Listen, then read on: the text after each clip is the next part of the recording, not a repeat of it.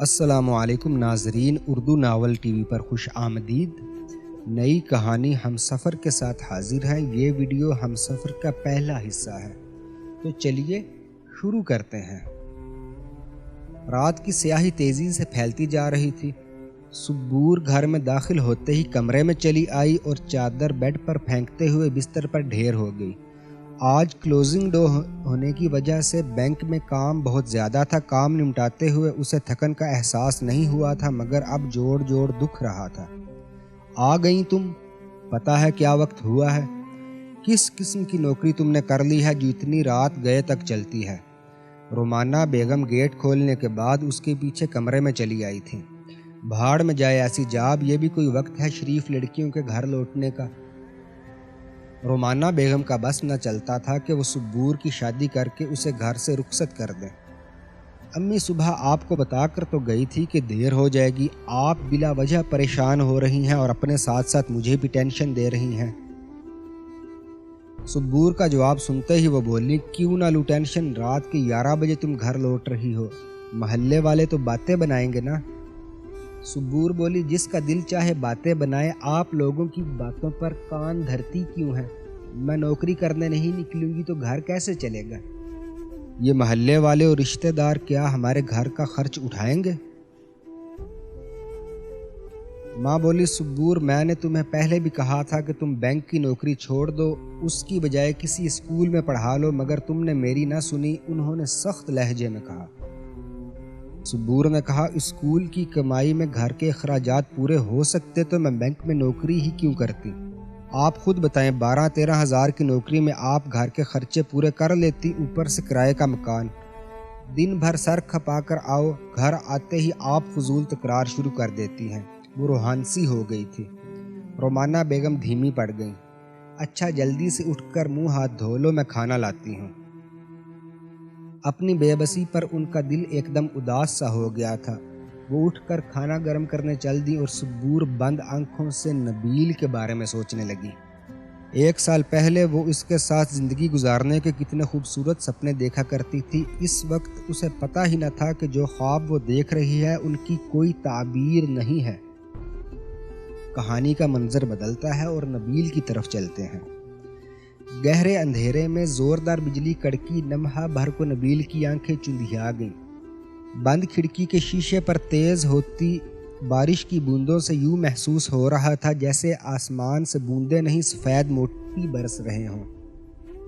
نبیل نے کھڑکی کھولی، یخ بستہ جھونکوں کے ساتھ کچھ بوندیں اندر چلی آئی تھیں۔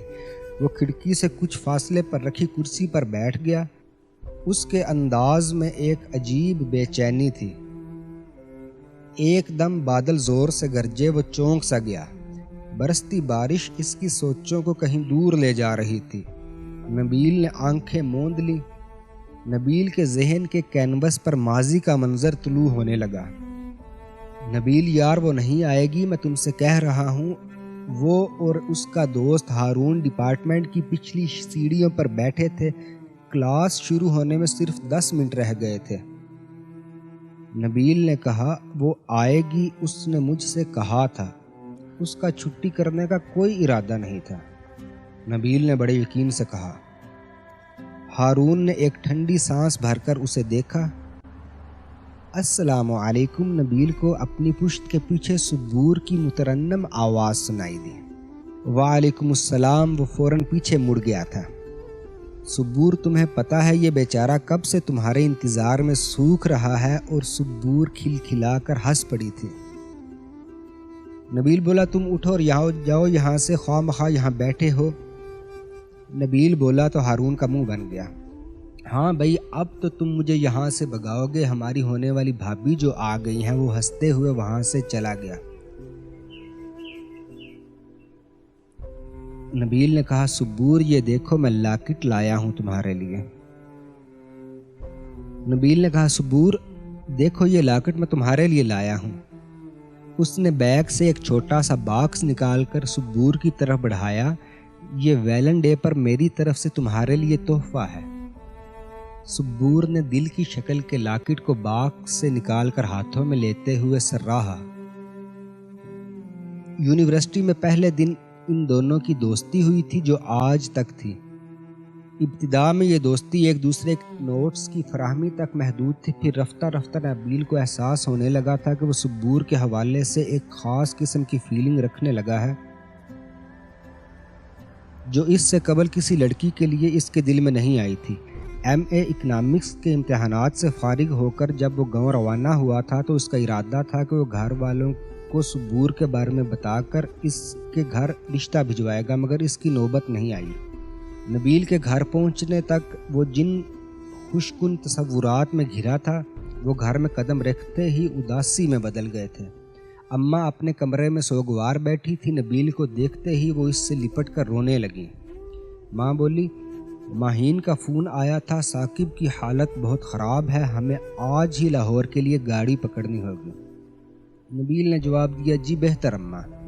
وہ ستے ہوئے چہرے کے ساتھ اماں کو لے کر لاہور روانہ ہوا، جہاں ماہین آپا کے گھر پہنچتے ہی اتنے دن سے چھایا ہوا خمار ٹوٹ گیا۔ 3 چھوٹے بچوں کے ساتھ آپا کا سائباں ٹوٹنے کو تھا۔ ثاقب بھائی بستر مرگ پر تھے۔ اسپتال میں 1 ہفتہ زندگی اور موت کی کشمکش میں مبتلا رہنے کے بعد وہ تم توڑ گئے تھے۔ ان کی موت کے بعد ماہین آپا اور بچوں کو اس کی ضرورت تھی، سو نبیل نے لاہور میں رہنے کا فوراً فیصلہ کر لیا۔ ثاقب بھائی کی دکان اس نے سنبھال لی تھی۔ وہ اپنے بھانجوں اور بھانجی کا سرپرست تو بن گیا تھا، مگر اس کے لیے اس نے اپنی محبت کو قربان کر دیا تھا۔ چلیے کہانی کا منظر واپس سبور کی طرف لاتے ہیں کہ اتوار کے دن سبور کے کولیگز نے پکنک کا پروگرام بنایا تھا۔ ساتھ کام کرنے کی وجہ سے نہ چاہتے ہوئے بھی وہ حامی بھر بیٹھی تھی۔ پکنک کے لیے انہوں نے وین بک کی تھی۔ ہنسی مذاق کرتے وہ لوگ کلری جھیل جا رہے تھے۔ شافع سبور سے سفر کے دوران محو گفتگو تھا۔ شافع بینک کے آؤٹ ڈور کام کرتا تھا۔ عام دنوں میں سبور اپنے کام سے کام رکھتی تھی اور بہت کم ہی کسی سے مخاطب ہوتی تھی، لیکن آج فری ہونے کی وجہ سے وہ شافع سے بات چیت کر رہی تھی۔ پکنک پر اسے بڑا مزہ آیا تھا۔ شافع پورا دن غیر محسوس طریقے سے اس کے آس پاس منڈلاتا رہا اور کچھ اپنے بارے میں بتاتا، کچھ اس کے بارے میں پوچھتا۔ اس کے بابا بچپن میں فوت ہو چکے تھے، وہ 3 سال کا تھا۔ اس کی ماما نے دوسری شادی کر لی تھی۔ نانی نے اسے پالا تھا جو اب اس دنیا میں نہیں تھی۔ نانی کی وفات کے بعد ماموں کا سلوک اس کے ساتھ بہت برا تھا۔ وہ چاہتے تھے کہ وہ ان کے گھر سے چلا جائے۔ وہ اپنے اندر کا دکھ سبور سے شیئر کر رہا تھا۔ سبور کی اس سے ہمدردی سی ہونے لگی تھی۔ شام ڈھلے سبور پکنک منا کر گھر لوٹی تو اس کے اندر ایک اداسی سی اتر آئی تھی۔ سبور نے نہا کر کپڑے بدلے اور تھکن اتارنے بستر پر لیٹ گئی۔ آنکھوں کے سامنے اس شام کا منظر آ گیا جب وہ بے چینی سے نبیل کے گھر والوں کی منتظر تھی کہ وہ لوگ رشتے کی بات کرنے آئیں گے، مگر نبیل کی کال آتے ہی اس کی امید دم توڑ گئی تھی۔ سب کچھ ختم ہو گیا ہے سبور، نبیل فون پر بتا رہا تھا۔ ثاقب بھائی انتقال کر گئے ہیں۔ ماہین آپا کے بچوں کی ذمہ داری میرے سر آ گئی ہے۔ بجائے جاب تلاش کرنے کے میں نے فیصلہ کیا ہے میں ثاقب بھائی کی دکان سنبھالوں گا۔ فی الحال میں نے شادی نہ کرنے کا فیصلہ کیا ہے، تم میرا انتظار مت کرنا، بڑی آسانی سے نبیل نے کہہ دیا تھا۔ آپ کی چائے پی لیں، تھکاوٹ دور ہو جائے گی۔ سبور کے کانوں میں مائدہ کی آواز پڑی تو وہ یکدم چونک گئی۔ مائدہ نے چائے کے کپ بیڈ پر رکھے اور خود بھی وہیں بیٹھ گئی۔ تھکی تھکی سی سبور بستر پر بیٹھ گئی۔ امی چاہ رہی ہیں کہ جلد از جلد تمہاری شادی کر دیں، انہوں نے کئی جاننے والیوں سے تمہارے رشتے کا کہا ہے۔ سبور نے کہا، ان سے کہہ دو فی الحال میرا شادی کا موڈ نہیں ہے۔ مائدہ کے جواب میں وہ بولی، کہیں اس کی وجہ نبیل بھائی تو نہیں؟ تم ان کے پیچھے اپنی زندگی کیوں برباد کر رہی ہو؟ سبور نے کہا، میری مرضی، میں اپنی زندگی جیسے چاہوں گزاروں۔ سبور کے لہجے میں چھپی تلخی کو محسوس کرتے ہوئے مائدہ نے مزید کوئی بات نہیں چھیڑی۔ وہ چپ چاپ کپ اٹھا کر چائے کا گھونٹ بھرنے لگی تھی۔ نبیل کے کالج کا دوست ہارون اپنی بیوی کے ساتھ لاہور گھومنے آیا تو نبیل سے ملنے اسٹور پر چلا آیا تھا۔ یار نبیل، تم نے اچھا نہیں کیا، سبور اچھی لڑکی ہے، تمہیں اس سے انگیجمنٹ کر لینی چاہیے تھی، بھلے شادی 2-3 سال بعد کر لیتے، مگر تم نے تو یہ کہہ کر اسے اپنی زندگی سے نکال پھینکا کہ تم شادی کرو گے ہی نہیں۔ تمہارا اس سے شادی نہ کرنے کا فیصلہ میری نظر میں درست نہیں۔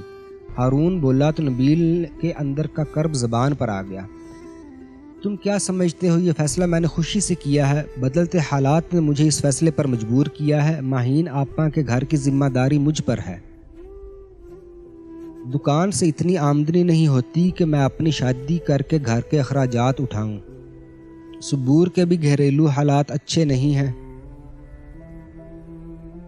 اس نے تو مجھ سے پہلے ہی کہہ دیا تھا کہ وہ شادی کے بعد اپنی فیملی کو سپورٹ کرے گے۔ مجھے لگتا ہے کہ میں نے اپنی جگہ درست فیصلہ کیا ہے۔ ہارون بولا، نبیل سن لو، ایک دن تم اپنے فیصلے پر پچھتاؤ گے۔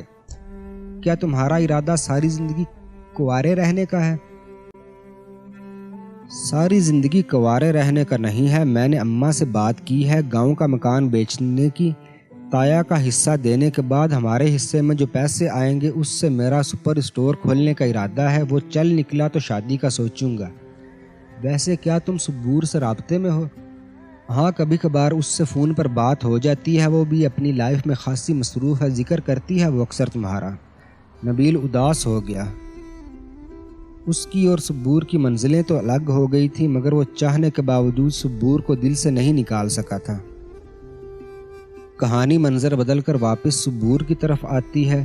صبور کے بینک کا آؤٹ ڈور کام کرنے والا ساتھی شافع اپنے طور پر پوری کوشش کر رہا تھا کہ وہ صبور کو متاثر کر سکے۔ وہ شافع صبور کے حسن اور قابلیت کی تعریفوں میں لگا رہتا تھا۔